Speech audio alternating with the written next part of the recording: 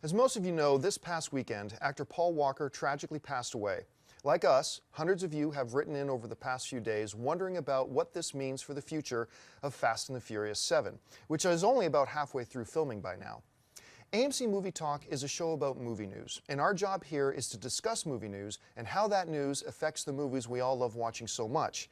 The movies actors and artists like Paul Walker pour all of their passion, talent, blood, sweat, and tears into bringing to us.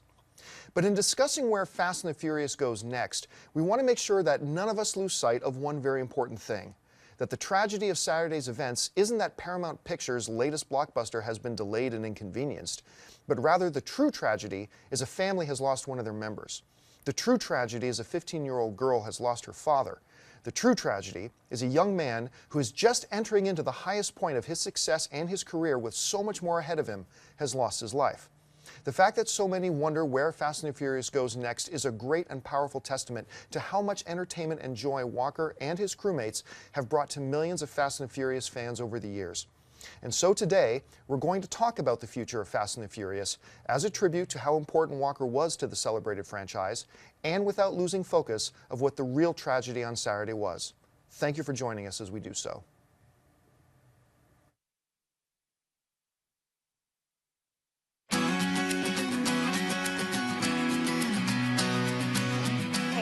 Welcome to AMC Movie Talk for movie fans. I'm Crystal Kennedy, and this is the show where we bring you the day's biggest movie news, and of course we give you insight into what it all means. Joining us, as always, is AMC Movie News Senior Editor, Mr. John Campea. Greetings and salutations, everybody. Thank you for joining us. We hope you had a wonderful and fantastic Thanksgiving holiday. I know that we did this weekend.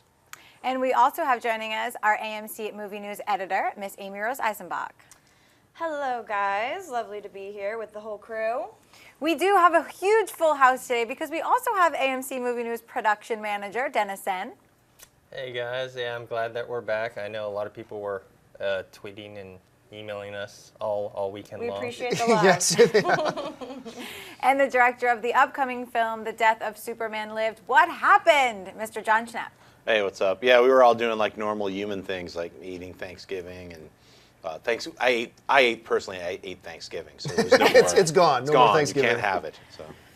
With the tragic passing of Paul Walker on Saturday, several questions arise about the future of the Fast and Furious 7. According to reports, director James Wan and Universal executives held a conference call on Saturday night to begin to figure out what the next steps are.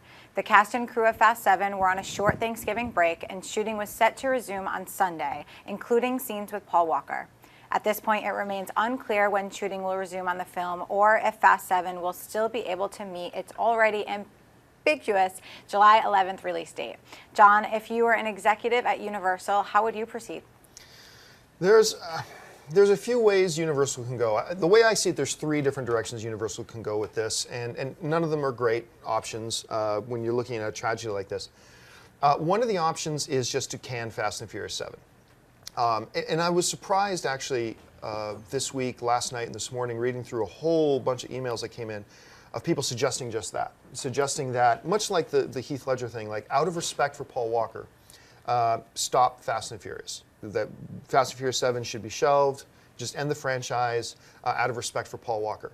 And while I respect where the sentiment comes from, the motivation is respect, and you got to respect that. I mean, that's great.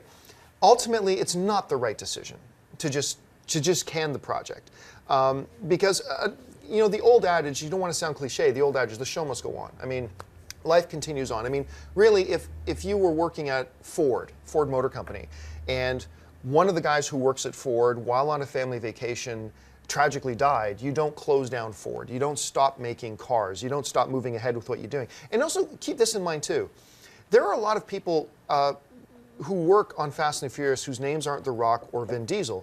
This movie production employs hundreds and hundreds and hundreds of people who are relying on this project for their next paycheck. You don't just stop production. You don't, once again, back to the Ford plant, you don't say, sorry, Bobby, you don't get to work next week because Tim, who worked on the line, died while on vacation. I mean, that just doesn't make sense. But also, in talking about respect for Paul Walker was a guy who was very passionate about Fast and the Furious. It was really the backbone, the biggest success of his career, the backbone of his career. And he poured his heart and soul and blood and sweat and tears into it. And I don't think the way you honor a guy like that, who loved this franchise so much, is to say, now the franchise is dead. I believe the way you honor him is by making Fast and the Furious 7 the best Fast and the Furious movie you've ever made. That's how you honor him. That's how you respect him. So the one option is to shut Fast and Furious down. I don't believe that's the way to go. I don't think it's the way they're going to go. They've already invested far too much, and too many people rely on it, and Paul Walker, I mean, it was too important to him. The second option you have is to write him out. If you remember that show, The West Wing, John Spencer, who played Leo on the show, he was like the chief of staff in West Wing. In the final season, I think only like 3 or 4 episodes before the end of the show, John Spencer passed away, the actor. And so what they did was they wrote his passing into the show, and they just said, Leo died unexpectedly. And that's how they handled the show. So that's another option they can do. It's tricky, though, because the reports that I've read are suggesting that they were only about halfway, maybe a little over halfway through shooting the movie. And I don't know if that they're in a position now where they can just write an off-screen, unseen death of Paul Walker's character and write that in the movie, or that he just decided to take his wife and their new baby and move to a different country. I don't know that they're in a place right now where they can write that into the script. But they might. I mean, it's an option. The third option that I see is probably the one I would go with, which is, I believe you replace Paul Walker, but you don't start over. I believe you do what, I always mispronounce it, so I wrote it down here. The Imaginarium of Dr. Parnassus, if that's the right way you say it. Remember, that was the last film that Heath Ledger was in the process of making that film when he passed away. And so what the studio decided to do was, we're going to replace him and then explain why he looks different. And what they did was they got 3 different actors, Johnny Depp, Jude Law, Colin Farrell, to all step in and replace Heath Ledger. And then they did put in a plot device to explain why he looked different in every scene. Obviously, you don't make Paul Walker's character look different. You think you just have to replace the actor and not explain the change of appearance. I think you just go with it. Now, maybe there are drawbacks to that, but I think you leave Paul's scenes in that he shot and then just replace him with an actor, preferably a friend of his who's an actor that the audience will know and relate with as well, and go that way. Or you can start shooting again, but if they're halfway through, they've already invested hundreds of millions of dollars. I don't know if that's the way to go. It's a no-win situation. My opinion, the best thing to do if I was the head of Universal, bring in another actor who's a fan of the franchise, knew Paul Walker, can honor him by picking up his character and finishing the project in tribute to him. I think that's the best way to do it. Maybe I'm wrong. Amy Rose, how would you do it? Yeah, it's a bit of a tricky situation. I mean, first off, I want to pay my respects to the family and friends and everyone involved. Great tragedy, great loss. It's really difficult, especially dealing with the tragic way that he passed, because they don't exactly want to kill off his character. It might be a little tasteless in this, scenario. It's not really a clear-cut scene. I mean, I do think that in a way that I would not want them to get rid of the production completely. I read a quote that actually The Rock said about the passing of this, and I thought he paraphrased it beautifully, and he just said, in order to really pay tribute to his passing, we have to live and love the hardest we can. I read that tweet, yeah. And I thought that was a beautifully, said statement. I completely agree. It puts the preciousness of life at the forefront again. And, he was so passionate about this franchise, as you stated. So we should not, this is an even more special film because this is his last film. And with his crew that he has been throughout the years evolving with. And, I mean, I think that it would be, all his work kind of wasted if they just got rid of the production, which they're not going to do. So I don't really know the best way to go about that. Maybe it is just as simple as getting another actor to step in there, or maybe they do kill off his character and make him disappear, or like go on the road and not explain it. I don't know what they're going to do. James Wan's obviously a very smart director, and I'm sure there's so many heads on this because this is a very delicate situation. But they definitely have their work cut out for them. And I mean, no matter what they are going to do, it's not going to please everyone because there's so many diehard fans of this franchise. But either way, I want them to continue with this production because of all the hard work and love that he put into this franchise. And, I mean, I am very curious to see how it's going to play out, but it's going to be a tricky road ahead for sure. Schnepp, you're the head of Universal. What do you do? I would do what Alex Proyas did. I'd say Brandon Lee passed away when they were shooting The Crow. Yeah, Right, The Crow. yeah. I thought of that. And I wouldn't recast him with a friend of his. I thought that was I didn't like the Dr. Parnassus film for various reasons. The biggest being the script, but I thought it was an ingenious way to like have different the different actors play those roles. I just wish it was a better movie. Yeah. But that being said, I think what I would do is like you can change a lot of the script that he wasn't involved in and give it to the other actors. Just give those lines. I mean, you'd have to rework them a little bit, but look at the cast. It's a giant cast of tons of talented actors and actresses. You divvy that up, and then Paul Walker, you'd have to do a little bit of re-recording, have a voice actor play him in some off-screen scenes on a cell phone, and maybe do some digital head replacement and digital, or use outtakes from the other two movies of him driving. Or I wouldn't replace him as an actor. I would honor what he's already done. Yeah. And try to minimize his role. So I mean, if they were halfway done with shooting, and since it's a big cast, maybe they got to 25 to 30% of his footage. Maybe they got 60%. We don't know how much of his footage was actually in the can, so to speak. So I would try to minimize the aspect of his role and maximize the aspect of the respect of, hey, here's Paul Walker's last film. Yeah. So that's what I would do. Dennis? Yeah, I would personally probably go with your second option of writing his character and the wife out of the script and work around what they already shot without him, and just say like those characters decided to settle down and live a normal life, and rather than have his character killed off, because then people are going to think about that throughout the movie. And I think from what I hear, I was very sad to hear about his passing, but I'm not going to be disingenuous and say I was like a huge fan of his, but I was sad that someone who brought a lot of enjoyment into people's lives had passed, and also his friend who passed away. And I think that he, from all accounts from people who I've talked to that have talked with him, they said he was a really nice and down-to-earth Really guy. genuine, Yeah. And I feel like he's the type of person that would want the movie to go on. Absolutely. Because he would want all the actors and cast and crew and everyone working on it to keep on working on it. So that I personally think that's the way to go, is just write him out of it and use what they already have kind of as a template or some way to like write around it. I was reading a whole bunch of articles on it, and I want to point out, this should be highlighted, because it's not being highlighted enough. Paul Walker, when he was in his car crash, he was coming from doing a charity event to help the victims of the storms in Philippines. But as I was reading about more stuff on him at CNN, came across this great true story about Paul Walker. He was in a jewelry store, and I don't know what he was there for. And there was an American military vet who had just come back from his tour of duty, shopping for an engagement ring for his girlfriend, only to find out that the ring cost way more than what he thought. I think it was going to be around $10,000. And Paul Walker was talking to the store manager and says, yeah, he wanted that ring, cost too much.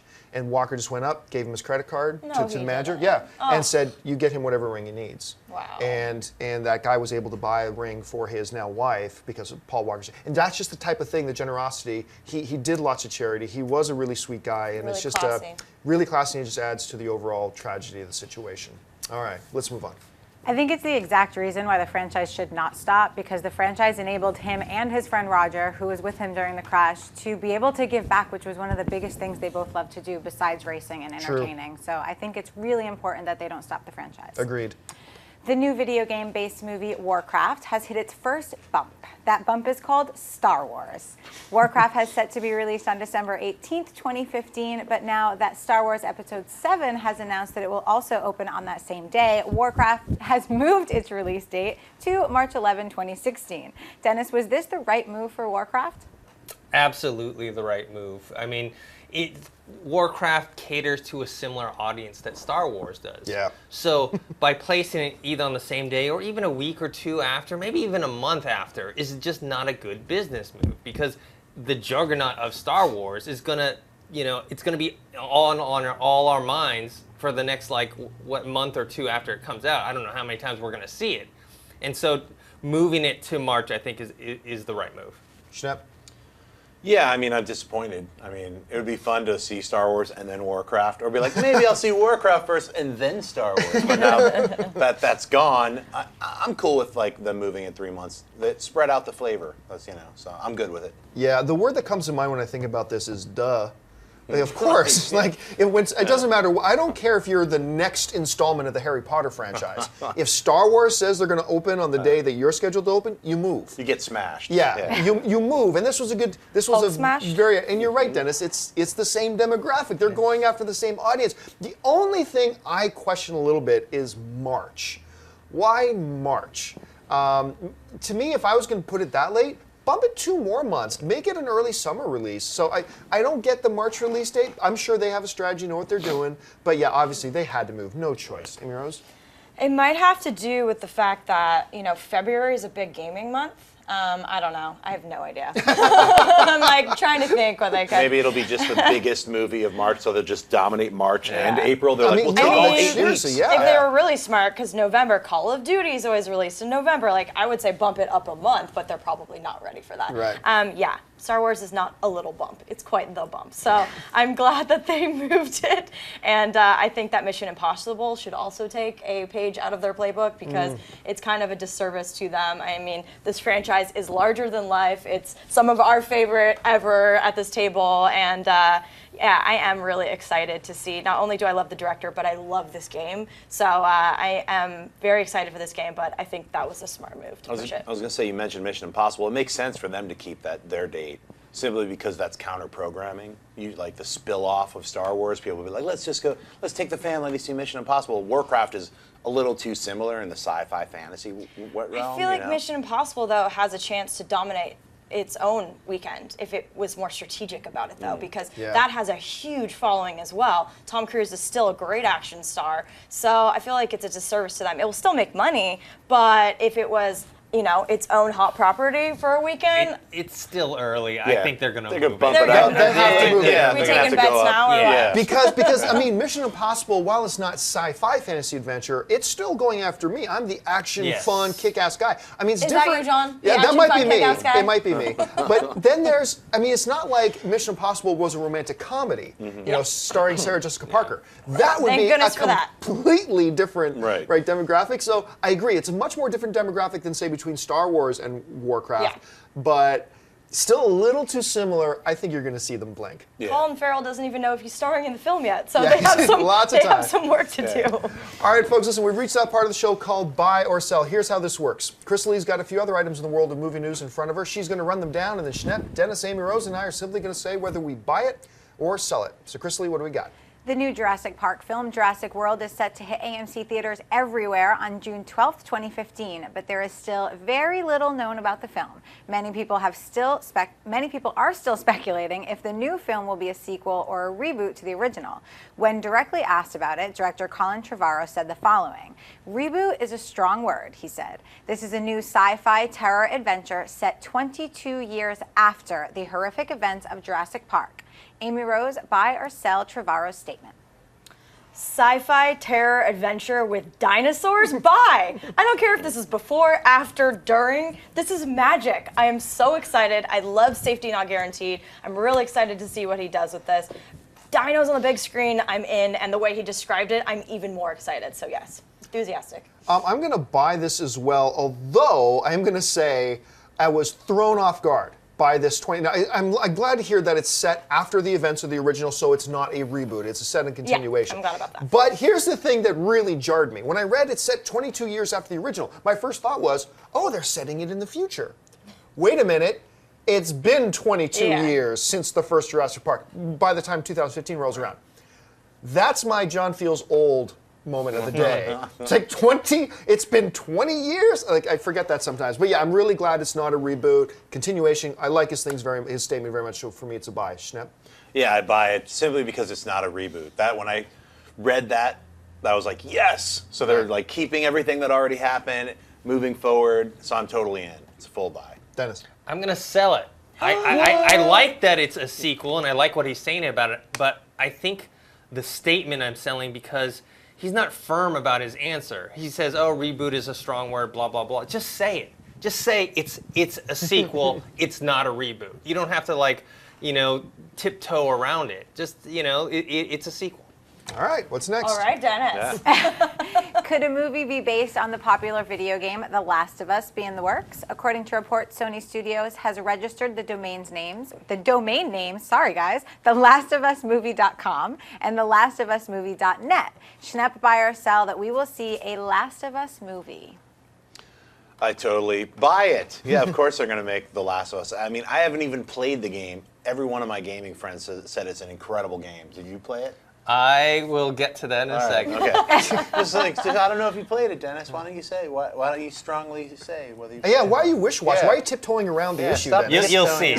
You'll see. So yeah, I totally buy that they're going to make a movie out of it. I want to play the game. That's how much I want to, because everyone I know has played it all the way through. Did a 72-hour session. Where I beat the game. It was incredible. So if they even just use the story from the game as the script for the movie, they can have it out by maybe the time Star Wars is out. They beat the game in 72 hours? That's pretty impressive. Yeah, let's do it. Yeah, I know. I got some weird gamer friends. Yeah. Dennis? Okay, I buy it. The game sounds great. I have not played it yet, but I want to play it so badly that on Black Friday, I bought the PS3 bundle that came with Last of Us. I already own an Xbox 360. Because it was sold out? Huh? What? The bundle? I love No, because that. you need it on PlayStation. It doesn't play Yeah, on so Xbox. I have I an thought you had Xbox PlayStation. 360. Okay. No, I only have Xbox 360, and I usually don't buy two consoles of the same generation. But because I heard this game was so great, Oh my God, you're cute. that I bought the bundle on Friday, and it's being shipped to my house, so I'll be playing Is it the bundle soon. still available?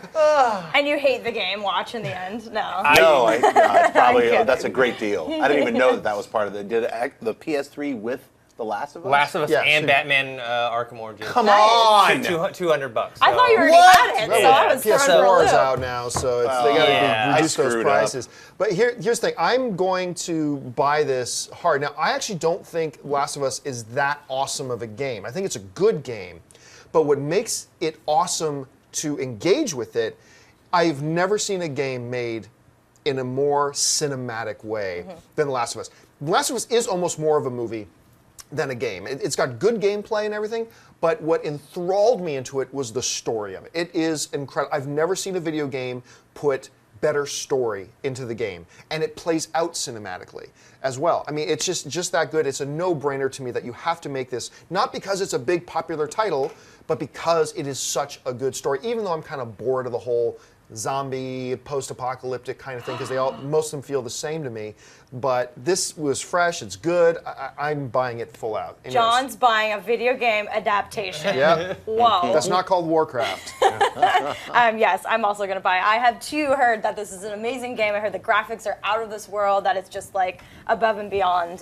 So I'm excited about it. And well done. I hope it comes you have and a gives you PS3, everything right? you want. I do have a PS3. So after I'm done with that, I can loan it to you, Bring and it then you on. can play it. Let's I don't do have a this. PS3. What's wrong with me? I didn't even know about this Black Friday thing. What are you guys talking You can about? come to my house and then play the game. All right, Pre-order, I'll do baby. that. Pre-order. I know, I should. All right, what's next?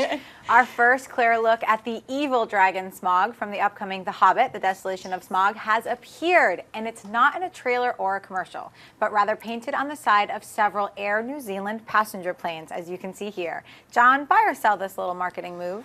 I don't want to brag, but a couple of us at this table actually got to go and watch The Hobbit, The Desolation of Smaug last night. Actually, Amy Rose, Schnepp and Chris and Lee were not with us, but We weren't invited. Amy Rose, still right here, girl. Dennis, myself, and Aaron were at the screening last night, and we were not allowed to talk about it yet. But so I had seen Smaug already before this picture. This is awesome. I think this is so creative, both on the part of New Zealand tourism and on the part of the New Zealand airline. To see Smaug flying out of the clouds, painted on the side of it, I think this is just, look, I'm not big into corporate marketing, even when it's for movies too much, but this is brilliant. This is a great idea. For me, it's a buy. Dennis? Yeah, I totally buy it. I think it's a great move for the airline and for the movie, because for the movie, they're kind of hiding Smaug from the audience. They don't really want to show too much of him in the trailer. It's just like little pieces, like an eye, a tail. Even in the first Hobbit movie, they just show the eye opening. And this is a good way for the audience to see him, but not see him in motion yet. So Right, they still yeah. have something to look forward to. Amy Rose? I love this. I think this is fabulous. Can you imagine if you were flying in the air next to this plane and you look over and you see this freaking dragon? This is such a tease, though. I hate embargoes. This movie, I really want to talk about it, but in terms of marketing, you know I'm all about this kind of stuff, so I think that's brilliant. I think he looks great, and I think that's a very clever move on Warner Brothers' part. Schnepp? I buy it simply because it's going to screw up all these other birds' migration strategies. They're going to see a giant dragon coming at them. It's going to mess up the entire planet. Thanks, Smaug. Thanks, Smaug. All right. Well, folks, we've reached that part of the show called Mailbag. Listen, if you've got a topic or a question that you would like us to address on the show, you can email us anytime at amcmovietalk@gmail.com. Every day we take a little bit of time to answer a couple questions in there. Crystalie got a few of them pulled out. So, Crystalie, what do we got? Ivan Garcia writes, greetings and salutations, guys. Since my fave Star Wars character is Obi-Wan, do you guys think we'll see Kenobi in the upcoming Star Wars movie? Thanks and keep up the great filthy job. Well, I mean, you're presented with a little bit of a problem, right, when you're talking about Obi-Wan. Because Obi-Wan, yeah, absolutely one of the greatest characters in sci-fi history. He's magnificent, he's wonderful, and we know that we have Force ghosts, and because we see them at the end of all the movies and all that kind of stuff, all really, really good. Here's the problem. It's with continuity. In the first original Star Wars trilogy, which I still contend is the only true original Star Wars trilogy, we already see the Force ghost of Obi-Wan, and it isn't Ewan McGregor. It's Sir Alec Guinness. So there would be a continuity problem, I believe. Granted, I'm nitpicking, yes. But to go into Star Wars Episode 7 and say, now Obi-Wan's Force ghost got a little bit of nip-tuck done, got the face pulled up and lifted a bit, and now he looks like Ewan McGregor again. I think that's a little bit of an inconsistency. So while part of me would geek out to say, yay, Obi-Wan is there, it's really not that important. He played his role in the saga. There would be continuity problems. I hope we don't, and I don't think we will. So anyway, that's just me. Amir, what do you think? I'm so torn on this issue because on one hand, sure, continuity is important to me, but on the other hand, Obi-Wan is one of the best characters ever. So I'm really torn. I think that I would probably forgive the certain liberties they took if they brought him back because, you know, many of us don't really credit the prequels as being a part of the saga we love so much. So I'm kind of split. If he wasn't there, I'd be like, okay, we're holding true. This is going to be a tight story, you know, with a lot of consistency. But if they bring him back, I'm not going to say I'm not going to be smiling and pretty happy. Schnepp? I only want to see him back in like some kind of weird musical on ice, Jedis on ice, with all of the dead Jedis all ghosty on ice skates. Because if you bring Obi-Wan back, you got to bring Yoda back, and you got to bring Anakin back. Is that a bad thing? I think it's a bad thing. I think it's Yeah. about moving on, and like Force ghosts are done. You know, how long do they float around? And we're still hanging out.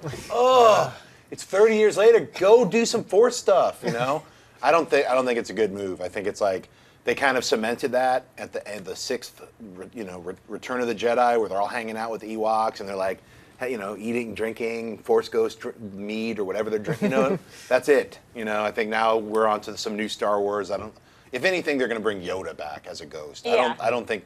And you know, honestly, if they bring Obi-Wan back, they could do Ewan McGregor in an Alec Guinness kind of, you know, makeup. But I just think why? that'd be weird. Why Just would they move do forward. it? Yeah. Yeah. Dennis? Yeah, I don't want to see it. For the same reasons you're talking about continuity, it doesn't fit into how they showed.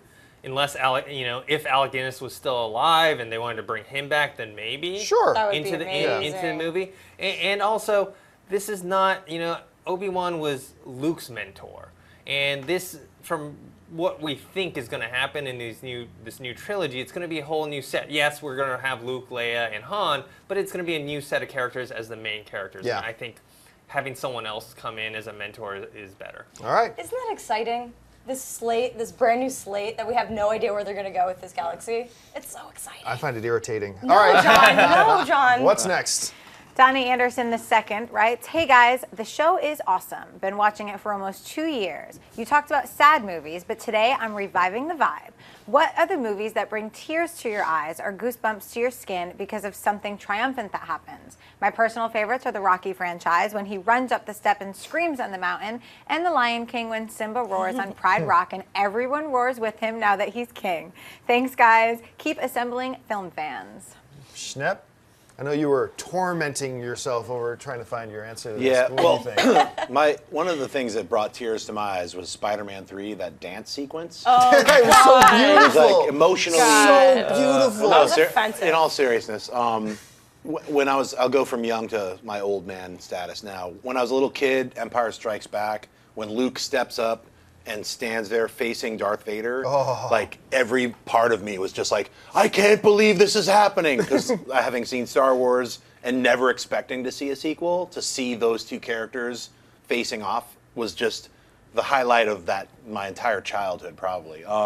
As an adult, Edward Scissorhands at the very end when he was like all alone on that mountain brought some tears to my eyes. And most recently, 12 Years a Slave, when, spoiler guys, when he's reunited with his family, brought tears of emotional happiness and sadness at the same time. That's a blight on our entire country, having had slaves. It's just a horrible, grotesque thing. And 12 Years a Slave makes you acutely aware of what a horrible thing that is. Yeah, and before anybody gets all upset that Schnepp is giving away spoilers on the show, it's in the synopsis that we know how the movie He survives. ends. He wrote the book. So he wrote a book so about it. it's not really Yeah, a spoiler. not really a Anyway, spoiler. Dennis, your moments. In terms of inspirational movies, a movie like Shawshank Redemption or It's a Wonderful Life are movies that, have those inspiring moments. But when, in 127 Hours as well, even Gravity, because they just have really cool endings to it of personal triumph and survival. I personally get goosebumps more over just cool scenes in movies. So something like the Goodfellas Coco Cabana scene, Kill Bill Volume 1, the fight sequence in at the end. Right, yeah. And just scenes like that, the end of The Wrestler, the end of Sunshine for me. So like that's when I get goosebumps. Hey, Rose? You've said two of mine now, when Luke and when Andy Dufresne gets out of prison in Shawshank Redemption, and he's covered in mud, and he's looking up at the rain. I totally got goosebumps. Another one, Usual Suspects, when Kevin Spacey is revealed as Kaiser Sose, and he starts that walk, and I was just like, oh my God, this is cinema at its finest. So yeah, those Spoiler, are Amy two. Rose. Whatever, that's been out for like so many generations. If you haven't seen that yet, I'm offended. Yes. And one other one that comes to mind more recently was Warrior, the brothers battling yeah. it. That was like such a touching, emotional, beautiful scene, I thought. I'm gonna triple up on the Andy Dufresne thing in the mud after crawling through 100 or 200 yards of crap and piss. Comes out and he's covered and he raises his hands up, freedom. Amazing scene. Another one for me, Eric Roberts in Best of the Best, also starring James Earl Jones. At the end, when the American Taekwondo team is facing the Korean Taekwondo team, and they're all beaten and battered and bruised because the tournament's over, and the Koreans take off their medals and go over and put them on the Americans. Holy crap, chill. I'm getting chills thinking about it right now. But to me, number one, that brought tears to my eyes out of being so awesome, the end of Lord of the Rings, The Return of the King, when they're all at the coronation for Strider, right? They're at his coronation, and he comes up to the hobbits finally. They start to bow, and the king says, "My friends, you bow to no one," and then everybody bows to the hobbits.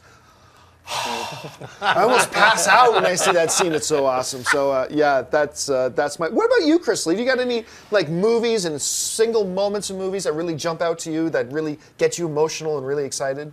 Well, I'm going to go with the two most obvious cheesy 80 movies moments for me that I still get goosebumps is Say Anything, Radio Overhead. Yeah. And the end of Breakfast Club, Hand in the Air. Yeah. But then there's also, there's this super romantic Notebook. There's Fruitville Station that shocks. And there are those moments, and I'm going to actually go with the last Fast and the Furious, that scene where that car chase, and look, I can't even talk about it because I literally get the goosebumps just thinking about it. So action does it too. So they're all good. All right, let's take our last question. Can I just add one last thing? Sure. We're all talking about stuff. I just remembered Pacific Rim, when that one giant beast is flying and flies him up into outer space. I literally had goosebumps and was like, I remember like, oh my God, like saying that in the theater. But other people were doing that too. That was such a amazing cinematic moment. It was a good moment. You know, that was like the most like, what's going on moment for me of like amazing. Like it brought me back to when I was 12 watching like Godzilla or something. You know, it was so amazing. So. Braveheart, Freedom. Come on, there's We so many good could ones. go on for hours. We should have a whole show just on these moments. Last question. Let's go. All right, this one's for you, John. Benjamin Rydberg writes, "Hey AMC, I'm Ben, and I love the show. I saw an episode of The Superhero Squad on YouTube because my friend said they used to watch it and I never did. In one episode, Doctor Strange appears and he says, 'Salutations and greetings.' Almost like John's greetings and salutations. So I was wondering, where did you get greetings and salutations from, John? Thanks, and keep this amazing show going." It is crazy what a little quirky thing like that, how many people actually have written over the past year and asked that very question. Where does greetings and salutations? Well, greetings and salutations is actually an old saying. I mean, that's been around forever. But where I got it was not actually from Doctor Strange. Where I got it was actually, aside from movies being my number one passion, my other passions are like tech and poker and mixed martial arts, but sports. I'm a huge sports guy, especially MMA, football, hockey, things like that. And the best sports pundit on radio, I believe, in the world is this dude in Toronto by the name of Bob McGowan. Of course, he's in Toronto. And of course, I mean, yeah, and I've lived in LA now for like 5 years. I've heard all the ESPN guys, all the Fox Sports guys, the best sports pundit I've ever heard. And he's not a Canadian guy, actually, he's from Las Vegas. Whoa. But he does a Toronto radio show called Primetime Sports. And whenever I would listen to Primetime Sports, he would always start the show with greetings and salutations. And so when I started, actually, the world's first movie podcast, I decided, since I listened to that guy's show, because I don't listen to the radio to music in the car. I listen to either sports talk radio or movie and tech podcasts. That's all I listen to. So when I was starting my first movie podcast, I started my show kind of mimicking my broadcast hero, Bob McGowan, by saying greetings and salutations. And I've been doing it for 7 years now. What about bye-bye? Bye-bye, I just started with here. I just started with AMC Movie Talk. I don't know where that came from. I just started with us. All right, folks, listen, that will do it for us. Thank you so much for joining us today. We really appreciate you taking some time out of your day to spend with us and talking movies. I want to thank, first of all, sitting to my left, she's the editor of movie news at AMC Movie Talk, Miss Amy Rose Eisenbach. Amy Rose, where can people find you online? On Twitter at Amy Rosie. Thanks so much for watching. Production manager of AMC Movie Talk, Mr. Dennis Zen. Dennis, where can people find you? You guys can find me on Twitter at ThinkHero and on YouTube, ThinkHero Pro. Writer, director, film commentator, creator of the upcoming Death of Superman Lives, What Happened, and Unicron, the barbarian unicorn. Yes. Mr. John Schnepp. Schnepp, where can people find you online? At Twitter, John Schnepp, and check out the Kickstarter Unicron. There's a Cyber Monday deal and a Christmas special that you should invest in so I can make this weird cartoon. How relevant of you. I love it. And of course, our lovely host today, sitting over there, Miss Chrisley Kennedy. Chrisley, where can people find you online? You guys can find me on Twitter at Chrisley, and make sure to check out my blog on Tumblr, The Movie Chick. And you can find me on all the various social media networks, just at John Campia. Thanks so much for joining us, folks. Don't forget, if you're not a subscriber yet, click subscribe. Become a subscriber to our AMC Movie News YouTube channel. It'll keep you up to date on everything going on in the world of movie news, and of course, our daily AMC Movie Talk Show and our weekend AMC Mailbag Show. And listen, if you want an audio-only version of this episode, look in the description of this video. You'll find links to our iTunes and our Stitcher Radio. Once again, my name is John Campia for AMC Movie News, and until next time, bye-bye. If you like this video, be sure to give it a thumbs up and don't forget to subscribe to AMC Movie News on YouTube. It's free and a great way to stay updated with all the latest movie news and check out our daily show, AMC Movie Talk. Also, don't forget to check us out on Facebook and Twitter to stay in the loop for our special prizes, giveaways, and contests.